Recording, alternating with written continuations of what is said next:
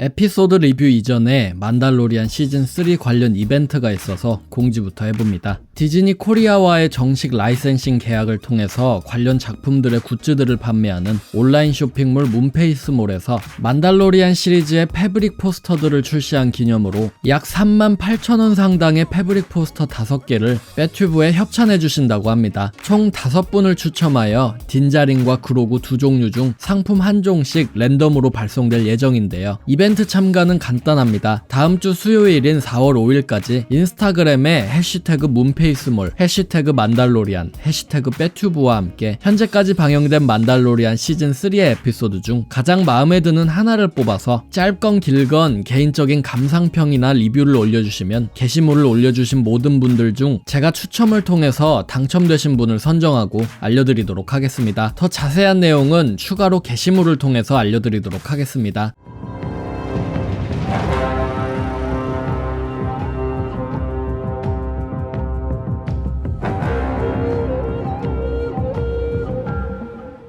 영화 미나리를 감독한 정이삭 감독의 만달로리안 시즌3 3화인 전향 에피소드는 섬세하고도 흥미진진한 훌륭한 에피소드였지만 그와 동시에 굳이 이 만달로리안 시리즈에서 보아야 할 내용이었나 싶은 생각이 들었던, 짧게 말하자면 좋으면서 별로였던 에피소드였습니다. 안도르를 연상케 하는 정치극은 딘자린과 그로구의 만달로리안 이야기가 아니라 취소된 드라마인 레인저스 오브 뉴 리퍼블릭의 이야기가 본편으로 역수입된 케이스이기 때문인데요. 드라마 북 오브 보바펫이 만달로리안 시즌 2.5가 되었던 것이 연상되는 기획이 다소 기묘했던 에피소드였습니다. 아마도 시즌 3의 스토리 진행을 위해선 레인저스 오브 뉴 리퍼블릭의 스토리가 필수적이었던 것으로 보이는데요. 그런 한편 시퀄 3부작에서도 보지 못했던 신공화국기의 자세한 정세가 가장 대중적인 매체인 영상물로 묘사된 적이 처음인데다가 기존 설정들을 알고 보아도 애매모호한 부분들도 있고 디테일들도 엄청나서 가이드가 꼭 필요했던 이야기였습니다. 서론이 좀 길었습니다.